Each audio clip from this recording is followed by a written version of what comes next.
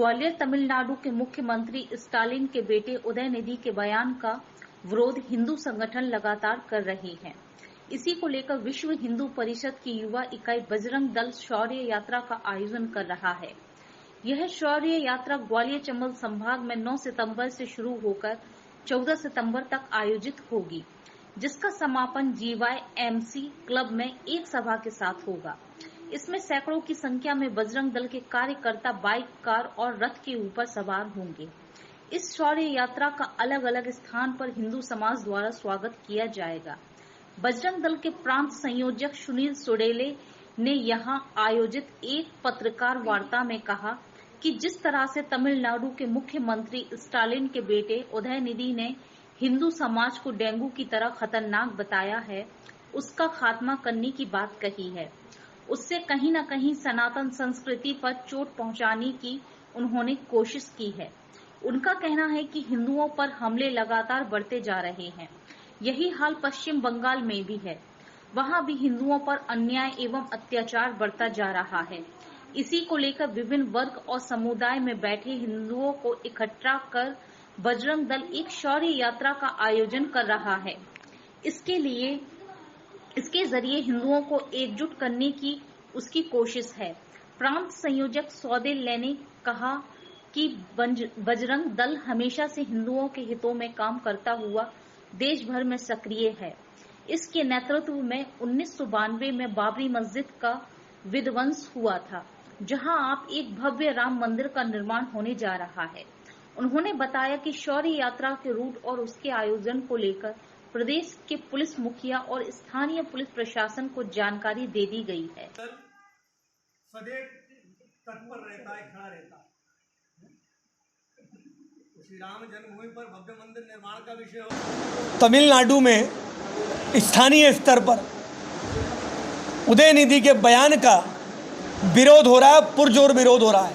और हम तो वहाँ के मुख्यमंत्री के, तमिलनाडु का मुख्यमंत्री, वहाँ की सरकार का अनेकों समय से हम उसका विरोध करते हुए आ रहे हैं, क्योंकि वो सरकार, केवल ये तो आपने अभी बयान सुना है, वो तमिलनाडु के मुख्यमंत्री तो इस काम में लगे हुए हैं कि वहाँ सनातन परंपरा को कैसे नष्ट किया जाए, कैसे हिंदू समाज को खत्म किया जाए।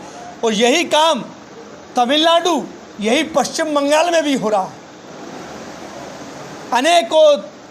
अनेकों प्रदेशों में इस प्रकार के काम हो रहे हैं। बजरंग दल का कार्यकर्ता पुरजोर उदयनिधि के बयान का विरोध भी कर रहा है, और यहाँ पर भी हमने सांकेतिक विरोध उसका किया भी है। भोपाल शौर्य यात्रा उसी की वर्णन की। बिल्कुल, शौर्य यात्रा इस प्रकार के हमले जो हिंदू समाज पे सीधे से और चौतरफा हमला जो हिंदू समाज के ऊपर किया जा रहा है, उन हमले को विरोध में, क्योंकि हिंदू को हिंदू की यात्रा में लगना चाहिए कि ये हिंदू की यात्रा मेरी स्वयं की यात्रा है।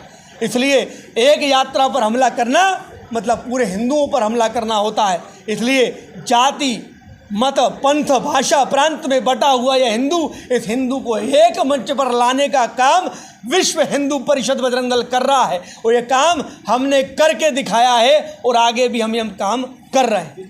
देखिए, इस यात्रा के लिए मध्य प्रदेश के सम्माननीय DGP महोदय से हमने पूरी इस यात्रा का विवरण देने वाले हैं। एक बार उनको बता चुके, दे भी दिया है। और स्थानीय स्तर पर जिलाधीश महोदय को, जिला SP महोदय को, थाने स्तर पर सभी यात्राओं का विवरण भी उन तक पहुंच गया है। और परमिशनें भी सभी यात्राओं की लगभग हो चुकी हैं। कई जगह की रह गई, वो हो रही हैं। इसलिए प्रशासन को सभी यात्राओं का रूट, मार्ग बता करके ये यात्रा हो रही है। और हर जगह पर यह भी कहा गया है कि प्रशासन के सहयोग से इस यात्रा को निकालना है। विधर्मियों के द्वारा, हिंदू के नाते, मैंने पहले भी कहा, हिंदू के नाते कोई यात्रा निकलती है तो वह यात्राओं पे हमला करते हैं। और यात्रा पर हमला करने का केवल एक ही मूल कारण है कि हिंदू हतोत्साहित हो, वो हिंदू के नाते किसी मंच पर एकत्रित ना हो। और बजरंग दल संपूर्ण देश भर में ये यात्रा निकाल करके उनके मुंह पे करारा तमाचा भी मारना चाहता है कि बजरंग दल की सशक्त संगठित शक्ति, लाखों हिंदू नौजवान ये शौर्य जागरण यात्रा निकाल रहे हैं। समाज की सज्जन शक्ति के साथ में यात्रा हम निकाल रहे हैं, आगे भी निकालें। आज देश की वर्तमान परिस्थितियों को हम देख लें। श्री राम जन्मभूमि का विषय हो, भव्य मंदिर का निर्माण का विषय हो, बाबरी ढांचे के ध्वंस का विषय हो, संतों के मार्गदर्शन में बजरंग दल अग्रणी भूमिका निभा करके 6 दिसंबर 1992 को बजरंग दल के कार्यकर्ताओं ने उस ढांचे का ध्वंस कर करके राम जन्मभूमि पर भव्य मंदिर का निर्माण किया, उसको भव्यता प्रदान करने के लिए संघर्ष किए और आज वहाँ पर राम मंदिर का निर्माण होने जा रहा है। प्राण प्रतिष्ठा के लिए प्रतीक्षा रखते हैं, वो भी प्रतीक्षा पूर्ण होने जा रही है। आज बजरंग दल के कार्यकर्ता देश में लव जिहाद की घटना होती है तो अग्रणी भूमिका में रह करके अपनी बहन बेटियों को बचाने के लिए अग्रसर रहते हैं। गो तस्करी के माध्यम से लाखों गोवंश को पूरे देश भर के अंदर बचाने का काम बजरंग दल का कार्यकर्ता करता है। मठ मंदिरों को विकास के नाम पर केवल तोड़ा जाता है और यदि मठ मंदिर को यदि बचाने के लिए यदि कोई संगठन खड़ा है, कोई युवा खड़ा है, तो बजरंग दल का कार्यकर्ता छाती लगा करके सामने आकर के अपने मठ मंदिरों की रक्षा करता है। हिंदू समाज पर यदि कोई आक्रमण होता है तो विश्व हिंदू परिषद की युवा इकाई, युवा शाखा बजरंग दल का कार्यकर्ता छाती लगा करके सामने आता है और संघर्ष करने के लिए तत्पर खड़ा रहता है। आज देश की वर्तमान परिस्थितियों में देखने में आता है तो पश्चिम बंगाल हो, गुवाहाटी आसाम हो, मणिपुर हो, तमिलनाडु हो, या अभी ताज़ा घटना आपने को देखने में आया कि हरियाणा के अंदर नूह में जहां हिंदुओं पर हजारों लोगों ने षड्यंत्रपूर्वक सामूहिक हमला किया और हमला केवल डराने के लिए नहीं, मारने के लिए किया और निहत्थे लोगों पर सीधी गोली चलाई।